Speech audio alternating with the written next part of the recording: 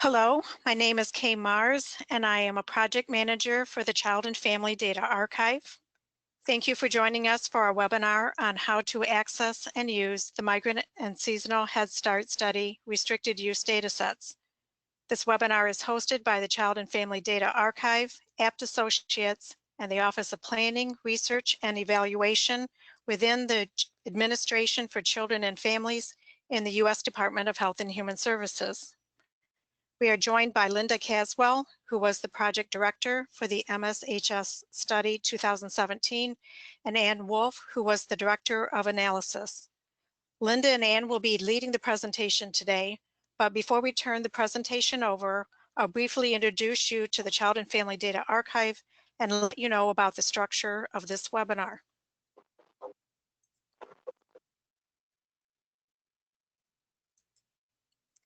The Child and Family Data Archive is supported by a contract from OPRE and housed at ICPSR within the University of Michigan.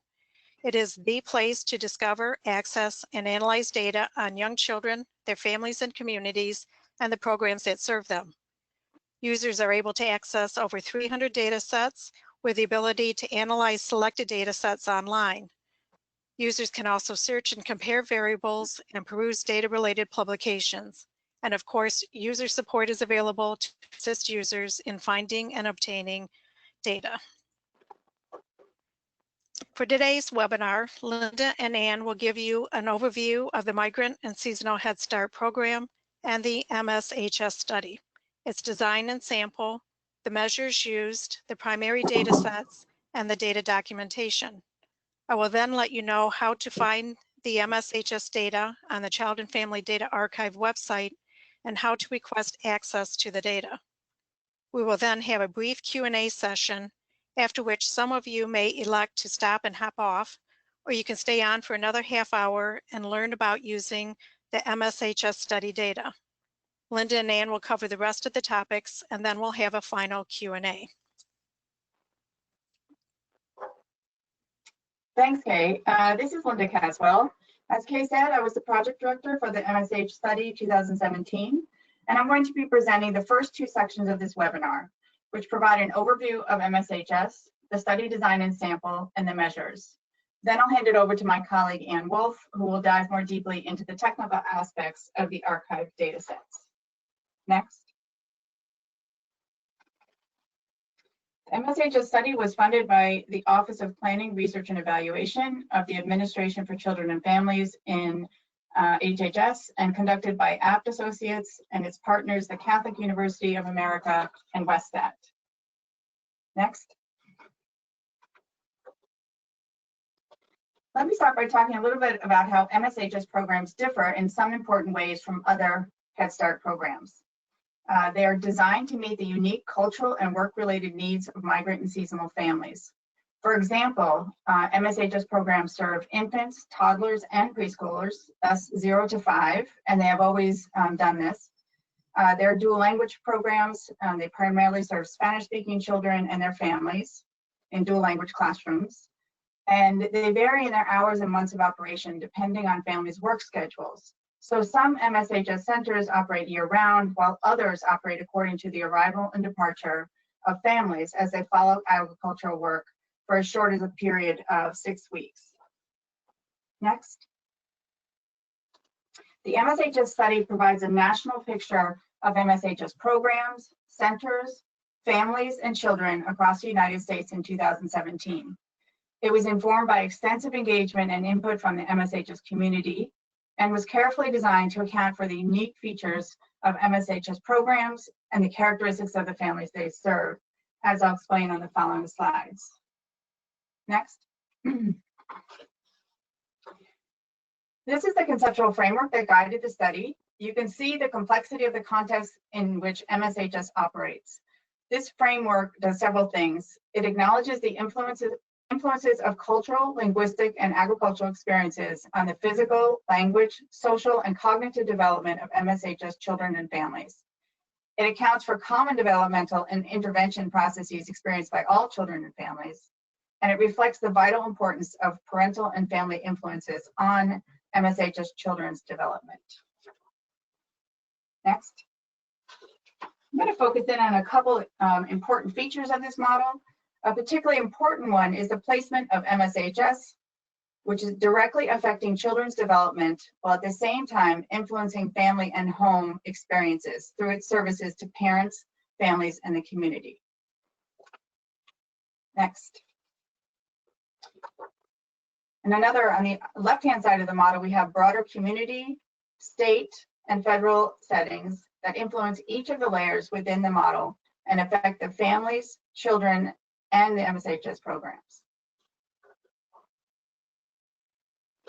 Next. All parts of the model exist in the larger context of values, beliefs, and practices, both in the United States and from a family's home country, such as cultural variations in parenting style.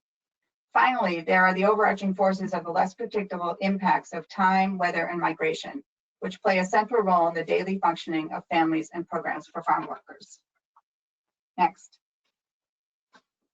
So putting it all back together again, you can see how challenging it was to study MSHS programs and centers in the families and children whom they serve. Next. Given this complex landscape, here are some of the considerations that we had to take into account in designing the MSHS study. For example, in terms of alignment, we wanted to allow for comparisons across studies, so we tried to align the selection of our measures as much as possible with other Head Start and early Head Start studies, specifically FACES and baby faces. In terms of language, we did careful translations of instruments that incorporated language variations in Mexican Spanish, since most of the families that participate in MSHS are from Mexico. And we also did a careful review of all instruments for cultural relevance. In terms of pilot testing the instruments, we did this with MSHS children, parents, and staff to make sure they worked in the MSH context. And in terms of timing of data collection, our sample captured a wide range of centers whose operational periods range from 6 weeks to 12 months. Our objective was to include centers with a range of operational periods and also to schedule data collection at the peak of each center's operational period when the largest numbers of families would be there. This meant that our data collection period extended across a year, as the centers in our sample had varying peaks in their operational periods. Also, for the centers with shorter operational periods, we had to coordinate closely with the centers to schedule after families had arrived, but before families had left.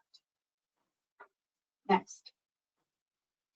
These are the 3 research questions for the study. You'll notice that they focus on the characteristics of MSHS programs, centers, staff, family, and children. The study also asked about the services that MSHS provides and the instructional practices and general classroom quality of MSHS classrooms. The third question asked about associations between MSHS characteristics and child and family well-being. The study had a particular focus on literacy-related characteristics and outcomes, as you'll see when I talk about the measures. Next.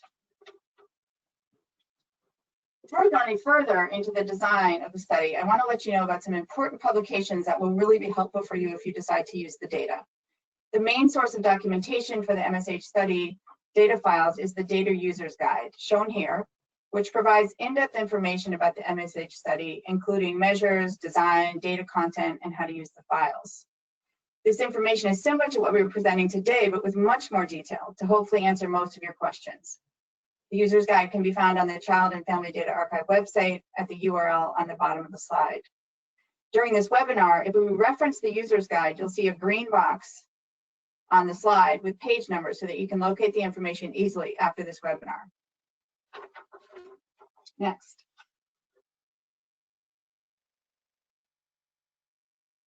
Next. Oh, sorry, this is next. Got it. In addition, there are 2 publications that present summary findings from the study. There are the MSHS data tables. These include tables of summary findings for all of the data that was collected in the study and are organized by respondent and instrument. So these are descriptive data. The MSHS key indicator slides, these slides present select study findings using charts and graphs. I want to emphasize that these publications present only descriptive information and at a summary level about the study, so there's plenty of room for all of you to do secondary analysis. Both of these publications can be found on ACF's website at the URL at the bottom of the slide. And during this webinar, if we reference the data tables, you'll see a red box on the slide with page numbers so that you can locate the information easily after this webinar. In addition, there are other publications available on the same website that provide more information on MSHS children and families based on data from the MSHS study. Note that the user's guide brief, which has a red circle and an arrow in the middle of the first column, first row, is to assist consumers of the MSHS data tables in finding and interpreting data of interest to them. This brief answers the following questions. What kind of data does the data tables include? How are the data tables organized? How do I navigate the data tables report? And what is in an MSHS data table? And how do I interpret the information in the tables? OPRE put this together because the data tables are quite long, and it's really helpful to have both of these documents together so that you can understand how to navigate the very lengthy data tables document. So you might find it helpful to have the data tables and this document together as you read through them. There are other briefs currently in development, including summary findings on teachers and assistant teachers' experiences, and also language experiences in classrooms and programs. So during this webinar, if we reference the briefs, you'll see a yellow box on the slide with page numbers so that you can locate the information easily after this webinar. Okay, next.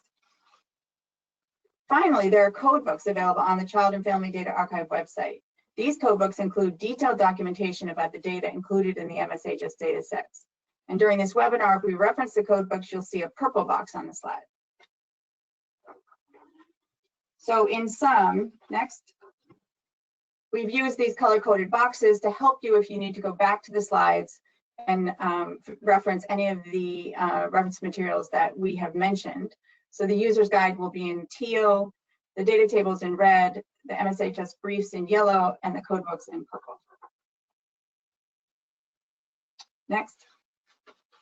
Okay, so now I'm going to move on to the study design and sample. Next. So in the MSH study, there are two nationally representative samples. We use different sampling strategies to select these two samples. This was because for the program director and center director surveys, we wanted to include all programs and as many centers as possible, which we did. However, when it came to the on-site center data collection, due to resource constraints, we could not visit all of the centers that were sampled in the program and center component. Instead, to obtain a smaller center sample that was still nationally representative, we used a different sampling strategy. We went back to the universe of programs and first selected a sample of programs and then a sample of centers within those programs, and I'll describe that more in detail later. The result was a sample of centers, classrooms, families, and children that we could reasonably collect data from. So on the left is the first nationally representative sample for the program and center component. This sample describes operations and services of MSHS programs and centers in the 48 contiguous states. On the right-hand side of the slide is the second nationally representative sample for the classroom, family, and child component. This sample describes the characteristics and practices of MSHS classrooms and the circumstances, characteristics, and experiences of MSHS families and children. As you can see in the teal box, you can find more information about the study design in the user's guide on pages 35 to 36. Next. So for the program and center component, I'll talk about that one first. We defined a program as either a grantee or a delegate agency operating as an independent administrative organization. We included only programs that provided center-based services to children and families. We did not include child care partner sites, home-based services, including family child care, locally designed services, services to pregnant women, or programs no longer in operation at the time of data collection. From the survey that we had, we surveyed the universe of programs. Okay, next. Then within, that was for the programs, for the program and center component. Now for centers, what we did was we stratified the universe of centers into 5 geographic regions defined by the National Agricultural Workers Survey. We then allocated a proportion of the center sample to the 5 NAS regions based on total funded slots in the region. And then we selected a random subsample of centers with equal probabilities within each region. We then dropped ineligible and closed centers, and we surveyed all the centers in the final random sample. We wanted to do it this way so that we could get a sample of centers that was representative, that is, to sample centers that were geographically diverse and that reflected the range of center sizes in MSHS. Next.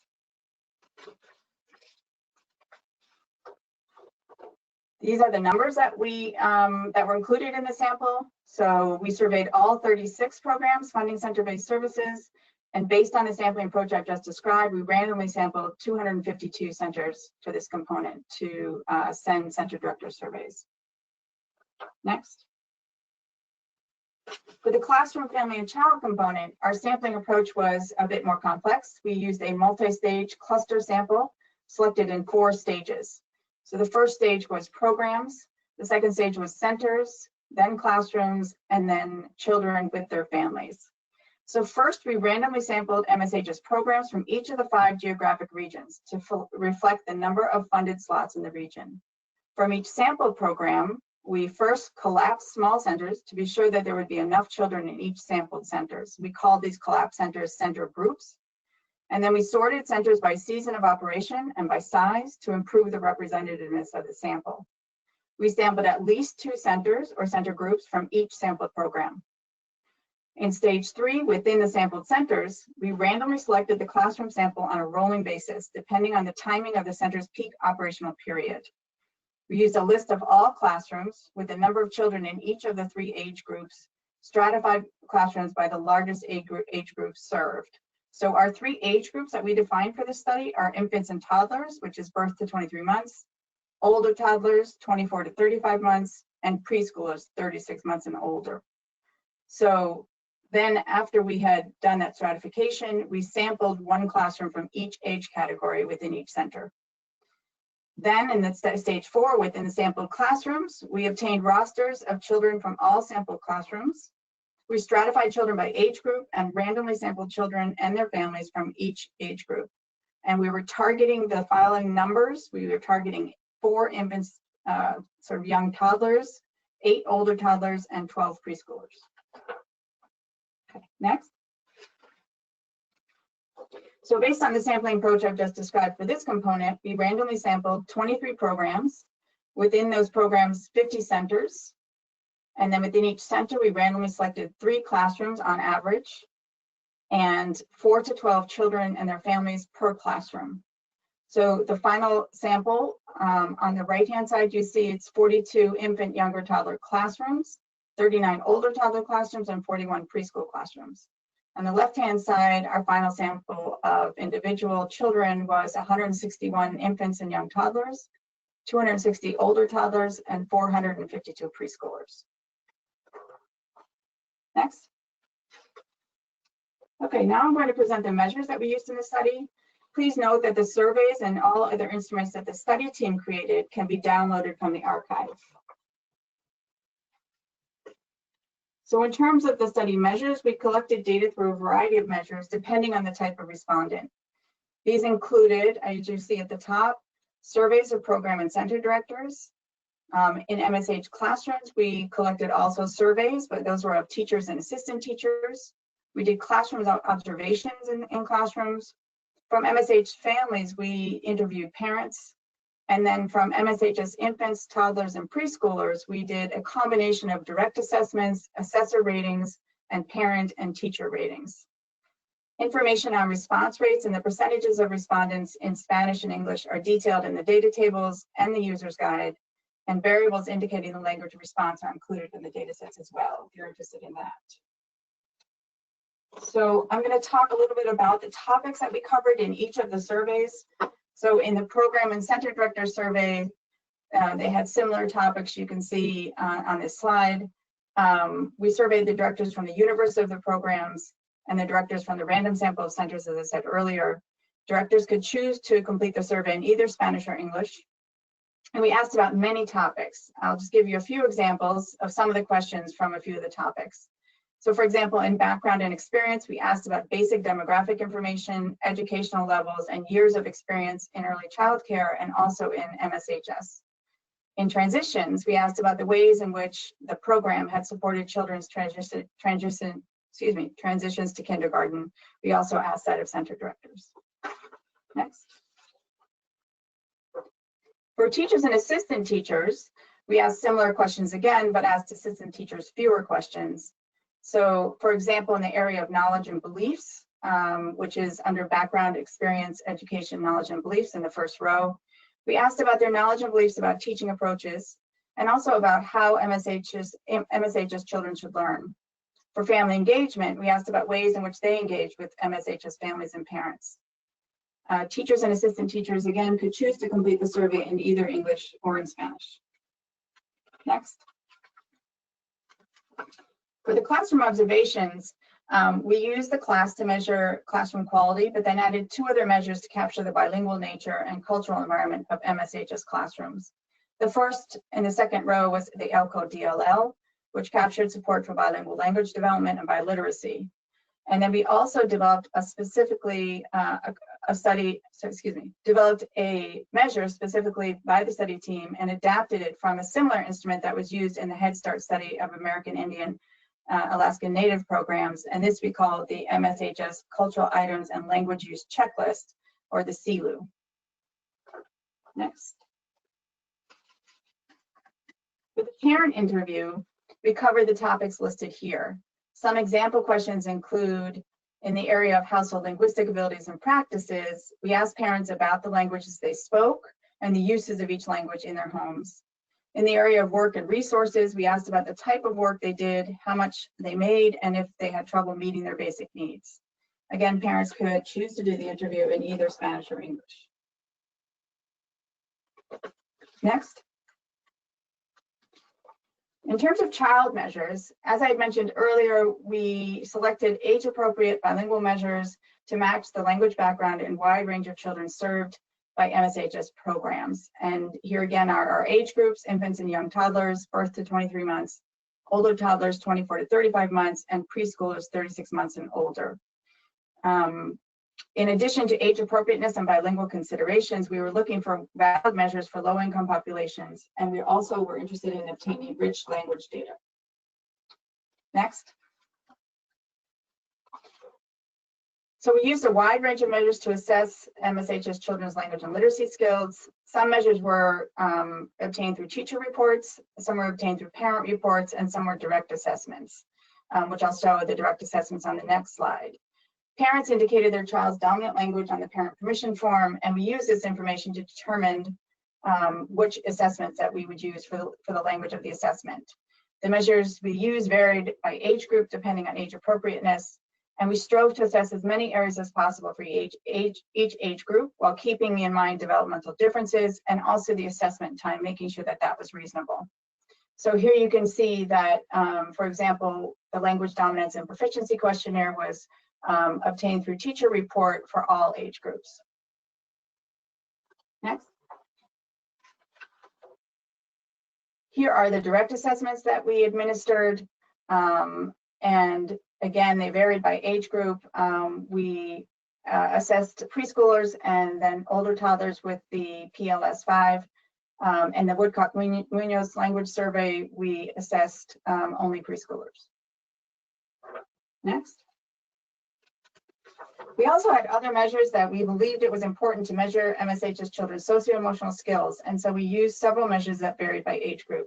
And here you can see there's a range of measures by age group and by mode as well, so teacher report, parent report, or assessor rating as well. Next. And finally, we wanted to measure several other skills, and we're able to include teacher reports of MSHS preschoolers' counting skills and any delays or disabilities. That was actually for all students, all children, infants and young toddlers, older toddlers, and preschoolers. And we also did a direct measure of children's height and weight for older toddlers and for preschoolers. So now I'm going to hand it over to my colleague Ann Wolf to talk about the data sets and documentation before we open up to the first Q&A. Okay, thank you, Linda. As Linda just mentioned, we'll turn to an overview of the MSHS datasets. Next. There are 18 data files in the MSHS study. 14 of those files include data that were collected from study participants, staff surveys, classroom observations, child assessments, etc. And then 4 survey control files, which include disposition information about study participants at the program, center, classroom, and child and family levels. Next. I want to give you a brief overview of each of the data files, starting first with these 6 files. The 4 staff surveys, 1 file for each of the staff surveys, the program director survey, center director survey, teacher survey, and assistant teacher survey. And there's 1 file for the parent interview, and then 1 file with data from the 3 classroom observations that were collected. For each file, this table shows the name of the data set for each instrument or instruments collected. The file name extension, which is shown here with asterisks, will in fact reflect the type of file. So when you actually obtain the data from the archive, the extension will indicate whether it's a Stata, SAS, ASCII, or whatever format the data are in. Then the table also shows the number of observations in each data file. These files and all the files with data collected from study participants have a record for each participant that responded to data collection. So for example, as Linda mentioned, we tried to survey all 36 MSHS program directors, and 32 of them returned a survey, so there are 32 observations in the data file. Next. There are 5 child assessment data files, 1 for each of the direct child assessments. And as Linda discussed earlier, the assessments administered to children differ depending on their age and also in some cases depending on their home language. So the differences in the number of observations in each of the child assessment files reflect this difference in who was assessed. So for example, the PLS-5 auditory comprehension subscale was administered to children 24 months and older, and it was given in English only to the small number of children whose home language was English. So you can see that in the 3rd row of this table, that there were just 51 children in this group. The much larger group of children who spoke Spanish or mostly English at home were given the Spanish-English bilingual version of the PLS-5. You can see that in row 4, that was 513 children. Next. There are 3 files with data on children that were collected from teacher reports or from parent reports. There's 1 file with all the data that was collected from the parent report. And again, the specific items completed by parents differ depending on the age of the child. So parents with children aged 8 to 23 months completed the MacArthur-Bates communicative development inventory, and parents with children 36 months and older completed the ECLSB social emotional scale. There are 2 files with data collected from the teacher report, 1 file with data from the ages and stages questionnaire, and 1 file with all of the other teacher report data. The ASQ is in a separate file from the other teacher report data because inadvertently it was not administered together with the teacher report packet for a small portion of the sample. For this reason, the response rate for the ASQ was slightly different from the response rate for the teacher report. And this means that the analysis weights that need to be used are different for the ASQ and the other teacher report measures. So to make sure the user is mindful of this issue, the ASQ data are in a separate file from the other teacher report data. Next. There are also the 4 survey control files that include disposition codes for each sampled participant. So for example, as I mentioned earlier, 36 programs were the universe of programs to which we attempted to collect program director surveys, and 32 of the program directors completed the survey, and they have a disposition code of complete. So if data are collected from an eligible study participant, then the disposition code is complete. If data are not collected from an eligible study participant, then the code is non-respondent. So for the other 4 programs that did not return a program director survey, they have a disposition code of non-respondent. Then if the sampled participant turns out to have not been eligible, then the code, the disposition code is ineligible. So some examples of units that were sampled but then found to be ineligible include a center that was closed, a classroom that's a public pre-kindergarten classroom and not a Head Start classroom, A classroom that is not the right age group for an instrument would be coded ineligible for that instrument. So for example, an infant classroom would be considered ineligible for the classroom assessment scoring system and the ELCO because those observations were only conducted in preschool classrooms. A child who's not the right age or language group for a specific instrument would be coded as ineligible for that instrument. And then also a family and child that moved away may be considered ineligible. So child measures were not all collected at the same time.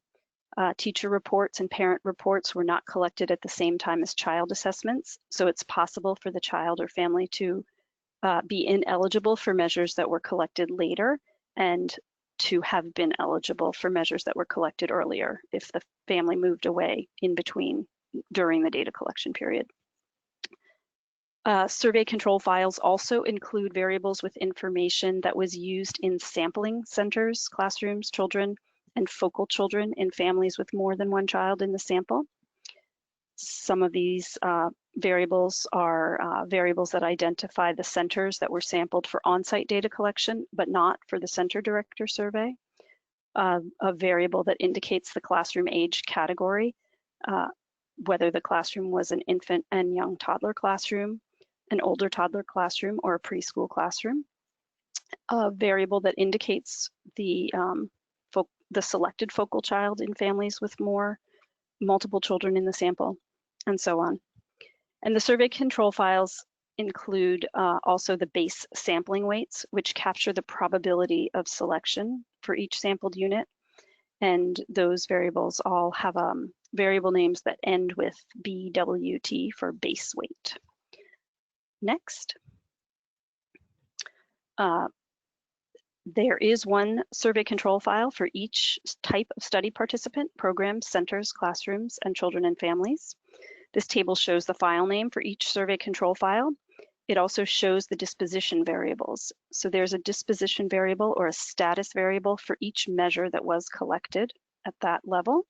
For example, there are 5 classroom level measures that were collected, so there are 5 classroom status variables. One for each of the 3 classroom observation instruments, one for the teacher survey, and one for the assistant teacher survey.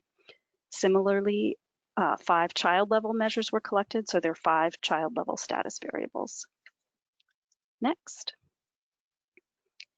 In this section, I'm going to orient you to the data documentation. I'm going to mention some resources that users should be familiar with, give some examples of what the data documentation in the codebooks looks like, provide some information about missing values, and also about the several different child age variables that there are in the data files. Next. So Linda's already mentioned the data users guide for information about the MSHS study data, and also the MSHS study data tables, which include summary data presenting national estimates describing the Migrant and Seasonal Head Start program. In addition, users should also become familiar with copies of the instruments that were used to collect data for the study. Most of them are included in the documentation: staff surveys, the parent interview, and several other measures, with a few exceptions that we were not able to share for copyright reasons. Mainly item level information for some of the child assessments and classroom observations could not be released, so the files in those cases just include summary scores only and not the item level data. In addition, there are also the codebooks for each data file that include information with the variable names and unweighted variable values. I will show you an example of the information in the codebooks and what those look like next. Okay, so the documentation here shows the variable name, which always begins with a prefix that indicates the study measure. In this example, the variable begins with a T for the teacher survey. The rest of the variable name is the question number in the survey, question B1 in this case, which means the question is in section B of the survey and it's question 1, part B1. For other measures, variable names include short descriptive abbreviations that provide information about the instrument, language of administration, activity, or the construct measured. Or the variable name may indicate the type of score for child assessments, raw scores, standard scores, percentiles. The documentation also shows the variable label. The survey question text is included. The possible variable values and their labels. And there's a row for the number of missing values. And then finally, the unweighted frequencies and percentages are shown for each of the values. Next, missing values in the data are never coded. So it's so you can't tell why data are missing. Those reasons are not coded. So it's very important to be careful to understand why data are missing. Values can be missing for two main reasons. The first is that the question did not apply. There was a skip pattern. So you will need to review the instruments carefully to identify when items are missing for a valid reason, such as a skip pattern. Failure to consider skip patterns could result in incorrect findings. Items that were correctly skipped because they did not apply should be omitted from calculations and not counted in the sample size. Another reason that values can be missing is because the respondent, observer, or assessor skipped an item that should have been completed. Items that were skipped in error should be counted as missing responses, and they should be counted in the sample size. One last thing about missing values, if an instrument is entirely missing for a study participant, then there is no record in the data file for that respondent, classroom, or child. So for example, if a teacher did not complete any part of the teacher survey data file would not have a record at all in the file for that teacher. Next. Okay, here's another example of documentation in the codebook, this time for a continuous measure. The variable name here begins with CL for the classroom assessment scoring system, the class, and the name provides an abbreviation for what the variable measures, the instructional support domain score. The variable label is shown, and you can see that this is a derived score which was constructed by the study team from the raw data. The documentation also shows the number of cases with data out of the total. As I mentioned, it's important to be aware when data are missing for valid reasons.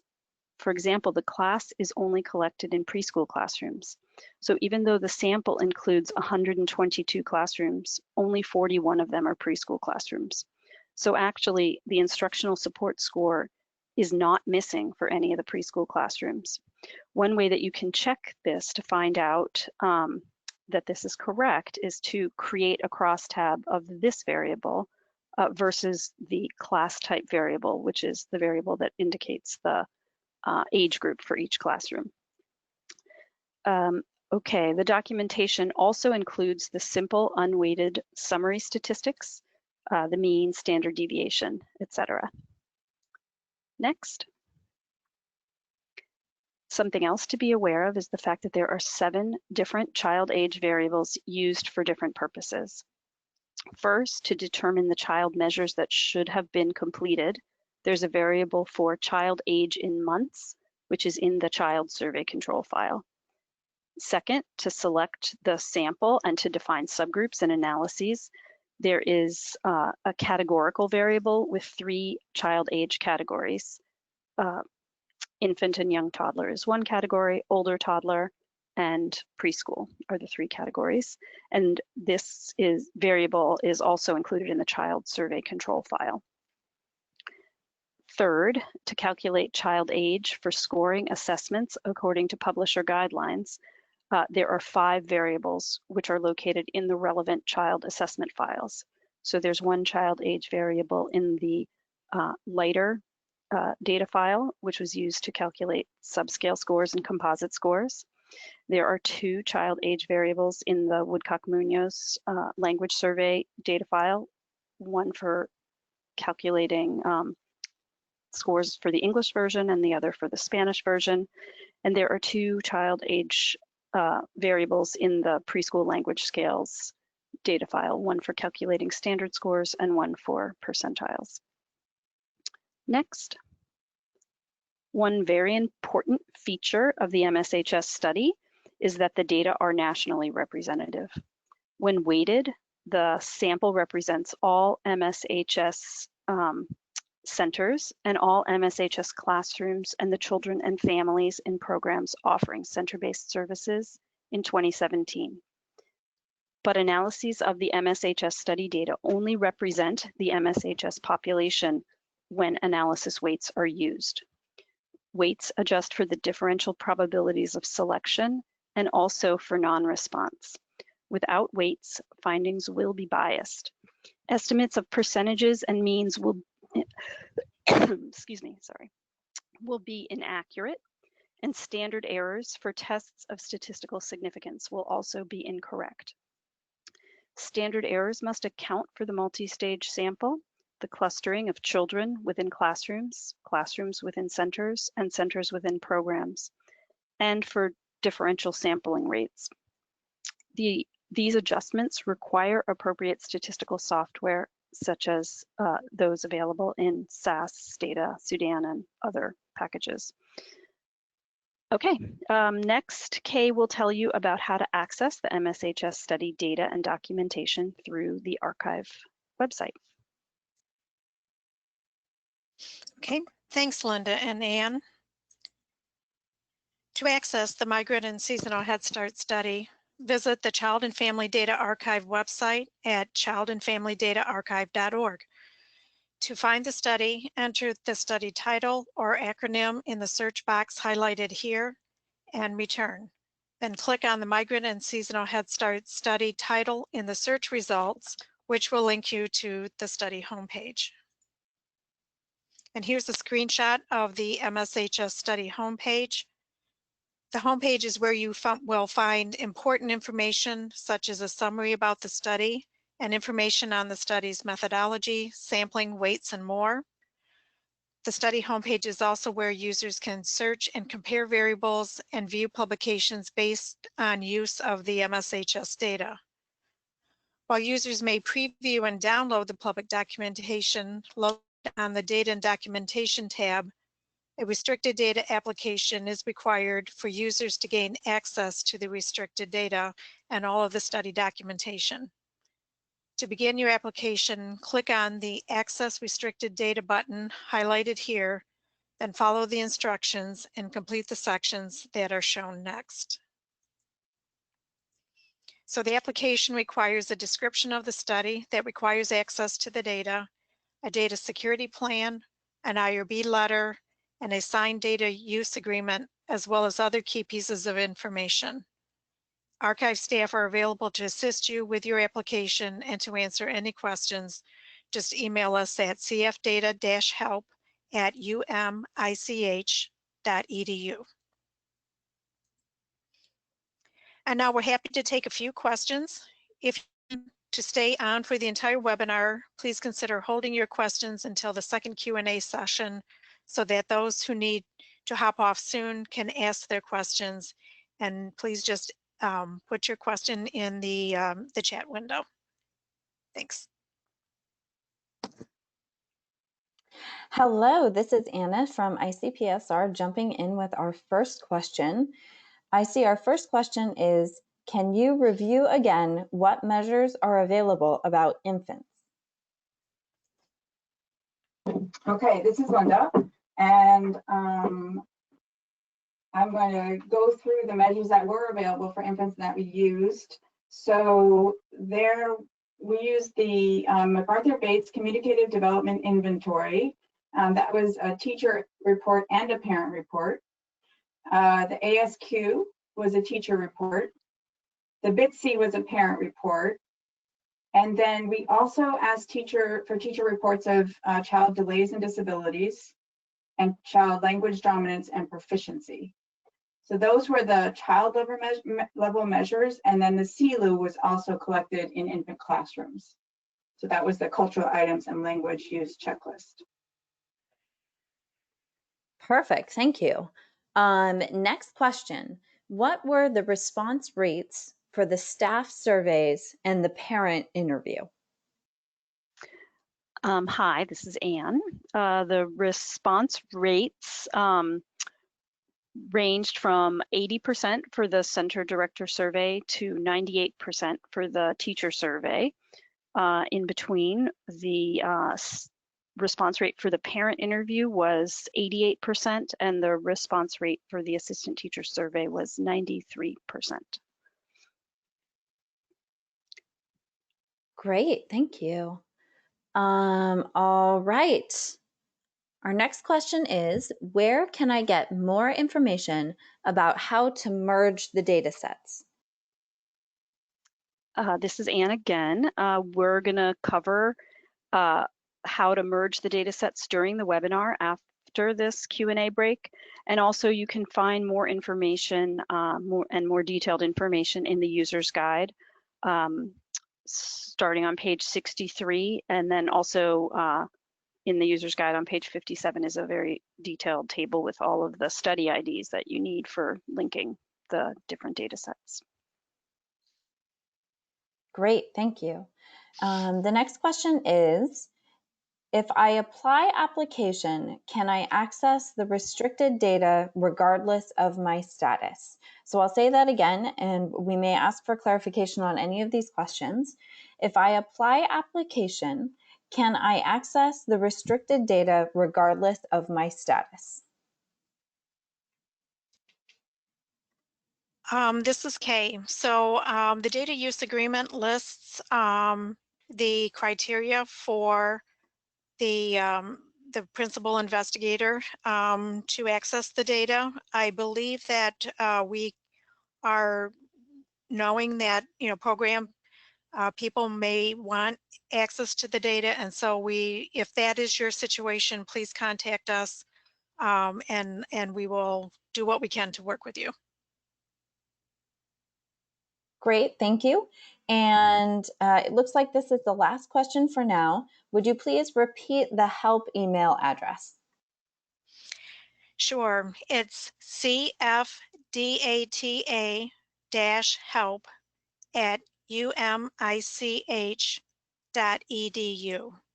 And we'll also be displaying it on the last slide of the webinar. And it's also on our website under Contact Us. Perfect, thank you. We had one more question come in. Do you have time for one more question? Yeah, I think we do. All right, sounds good. Are there any exceptions being made for accessing the restricted data during COVID? For example, I know that you need a disconnected computer in a secure room, but that might not be feasible right now. Right. We do have some guidelines on our website. Under the news section, there's a web page that explains information about data security plans that are allowed in this situation of COVID. Please review that. If you still have questions about how that would affect your application, feel free to email us, and we can address your specific situation.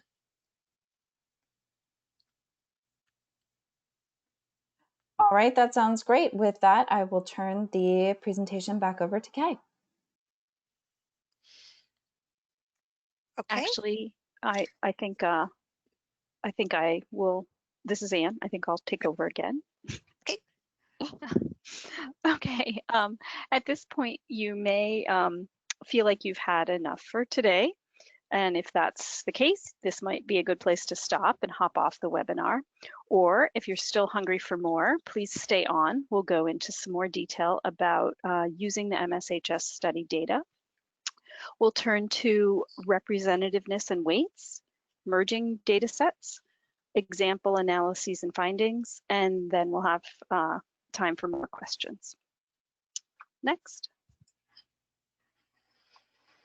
Okay, let's get started with representativeness and weights. Next. Okay, as I mentioned earlier, you must use weights to analyze the MSHS study data, or else your estimates will be biased. So there are different types of weights available in the data files. Base sampling weights adjust for the sampling probability at each stage, but they should not be used to analyze the MSHS study data because they do not adjust for non-response among study participants. There are analysis weights that adjust for both sampling probabilities and non-response, and those are the weights that must be used in all analyses of MSHS study data. One important note to be mindful of is that there are not any weights needed for analyzing the program director survey because we did not sample programs for the survey. We attempted to collect the survey from all program directors, so there are no weights necessary. Okay, next. The base sampling weights and the analysis weights can be found in different files. Base sampling weights are located in the survey control files. The base sampling weight for centers is in the center survey control file, for classrooms in the classroom survey control file, and for children in the child survey control file. Again, remember that you do not want to use the base sampling weights for your analyses. They're provided for your reference because they contain information about the probability of sampling for each study participant, but it's the analysis weights that you will use for conducting your analyses. And those analysis weights are in the measure-specific files. So for example, the analysis weights for the Center Director Survey are in the Center Director Survey data file. Because non-response rates differed by instrument, there are different analysis weights for the different instruments. Okay, next. Because not, and then just as I mentioned, there are 9 different sets of analysis weights reflecting those different non-response rates, and they are included in the measure-specific files. This table shows the analysis weight for each instrument or set of instruments. For example, all the child assessments have the same analysis weight, and then for the parent interview, there are 2 different sets of analysis weights depending on whether questions refer to the parent, family, and household, or whether the questions ask about the focal child. Okay, next. So as we've discussed, weights are needed to produce nationally representative estimates to make sure percentages and means are accurate. Standard errors also need to account for the complex sampling design, for the multi-stage sampling, for clustering, and for differential sampling rates. If they do not, then tests of statistical significance will be inaccurate. To properly adjust standard errors and correctly estimate variance, it's necessary to use the appropriate statistical software. The MSHS study data include the variables that you need for 2 methods of variance estimation. One is the replication method, and one is Taylor series linearization.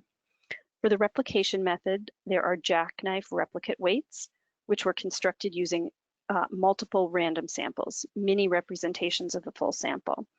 The variation in the estimates across the subsamples are used to estimate variance for the full sample estimates. The replication method is preferred for estimating means and frequencies. Taylor series linearization uses a variable that represents sample stratification and another variable that represents clustering when you're doing the analyses. And Taylor series is the preferred method for estimating medians and percentiles. For both methods, the weights for variance estimation are used together with the analysis weight. And like the analysis weight, they are also located in the measure-specific files. Next. Next, we'll talk about merging data sets. Next. Depending on the research question that you want to examine, you may need to merge data files. So here are some examples of research questions about children's emergent literacy skills in Spanish that would require you to merge the Woodcock-Munoz language survey data with another data file.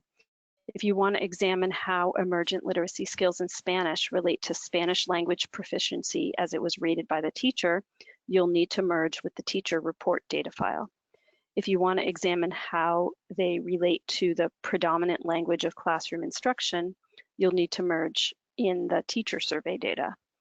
Or if you want to examine how children's emergent literacy skills in Spanish relate to classroom staff reading Spanish books or Spanish English bilingual books, you'll need to merge with the CELU data, the cultural items and language use checklist data.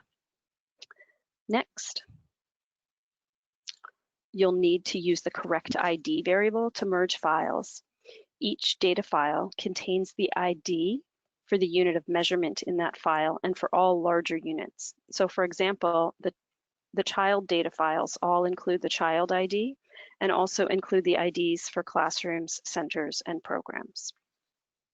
Next. To examine questions of how children's emergent literacy skills in Spanish relate to the teacher report of how well they speak Spanish, you can merge the Woodcock-Munoz language survey data file and the teacher report data file. Both data files have one record for each child, so there will be a one-to-one match when the two files are merged. Here's an example of what the two data files look like for 6 children. These are just example child IDs and example data values. You can see there's one record for each child ID, and the same child IDs appear in both data sets.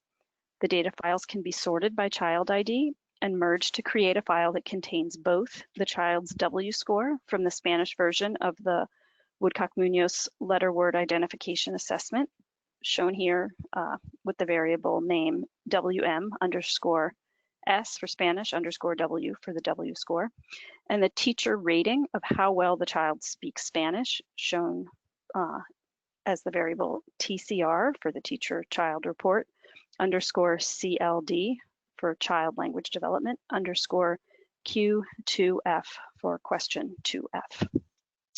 Next.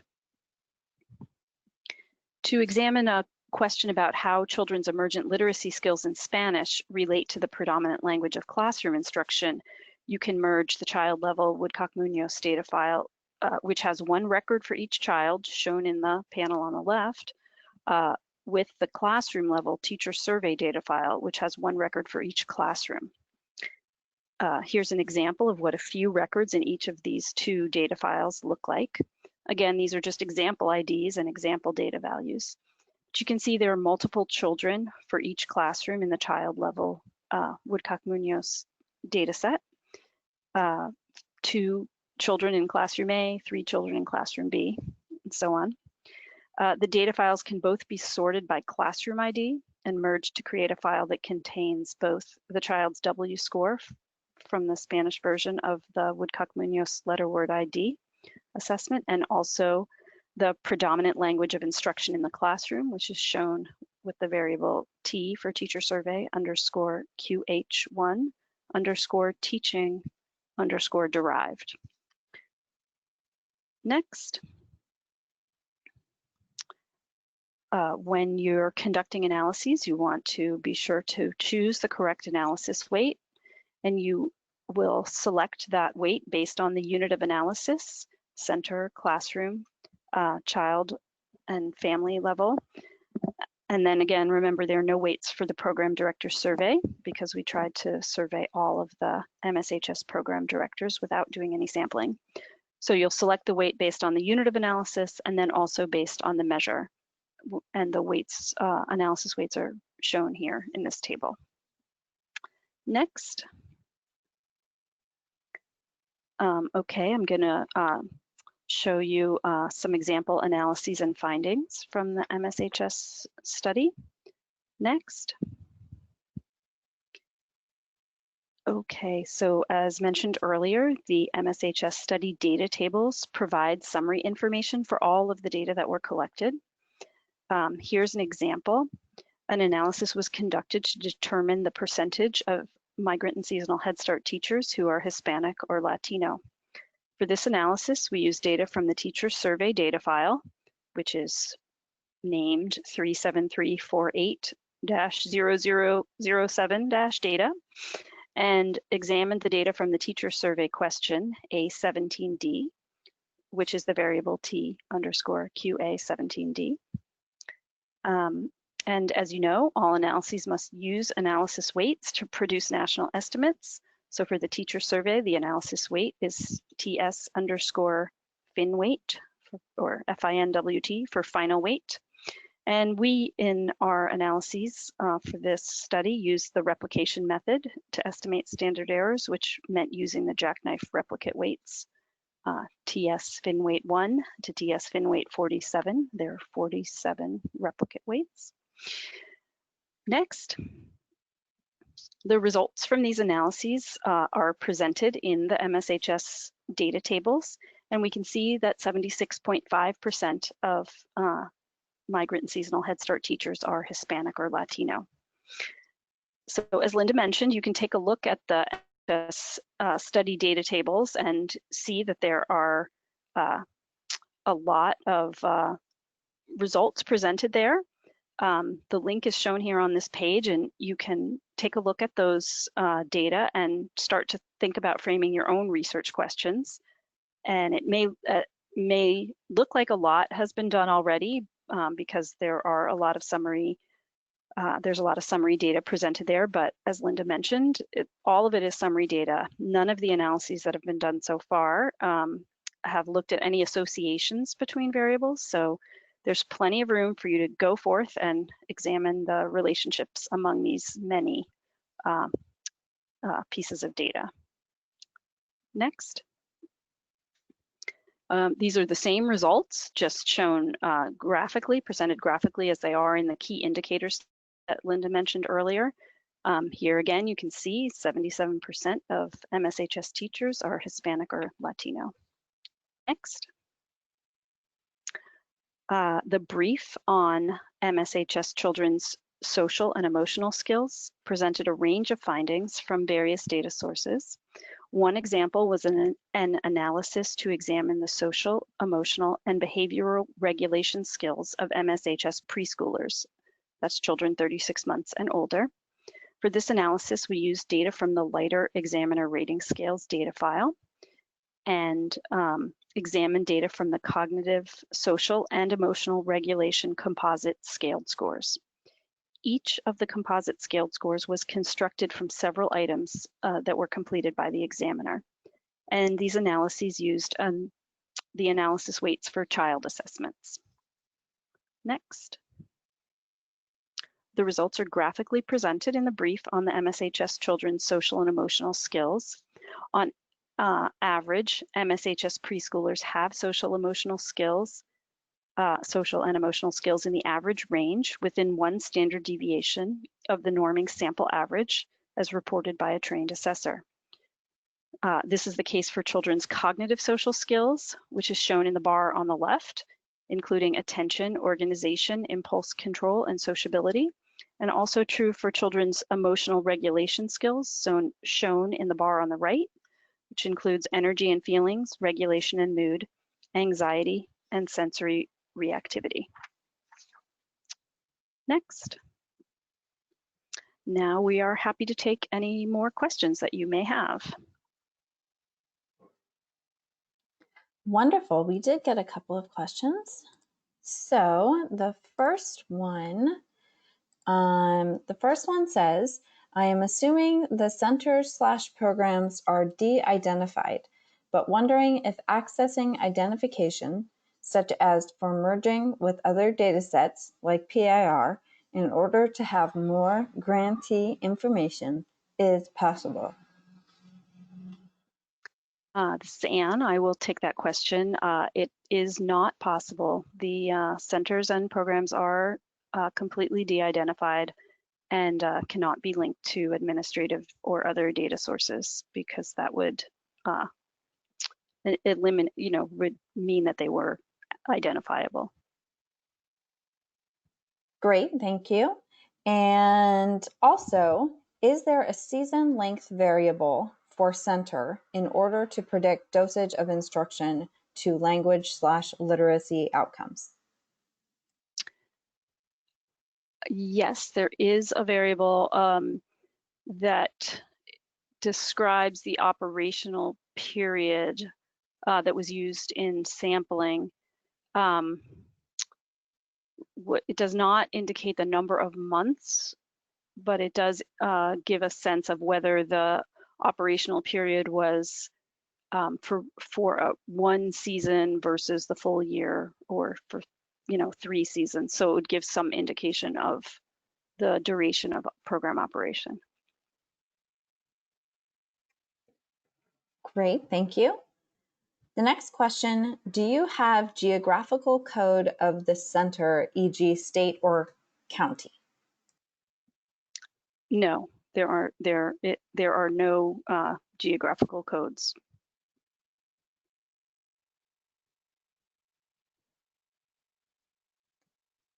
Great. Perfect. And as a reminder, please do type in any questions on that on the GoToWebinar control panel, which is on the right-hand side of your screen in the questions box. The last question I have here is just as a reminder, this person is asking if they would have access to the slides after this webinar is over.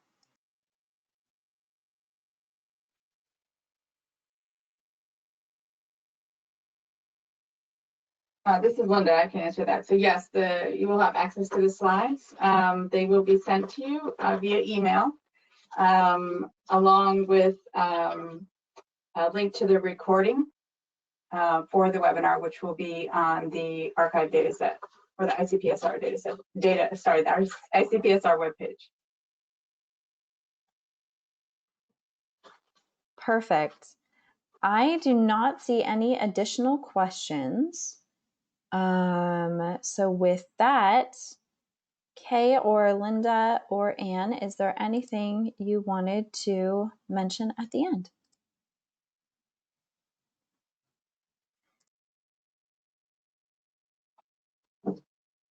No, I don't think so. This is Linda. I just hope that you all will be able to use these data and do some more analyses. So with that, I think we can close it.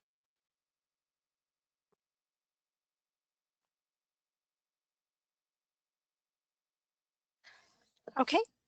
And again, if people have, this is Kay, if you are applying for the data or if you have any questions, here's our contact information, our website, childandfamilydataarchive.org. And again, our email address to send us your questions, data@umich.edu. These are also available.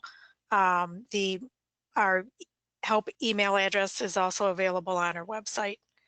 And we thank everyone for joining us today.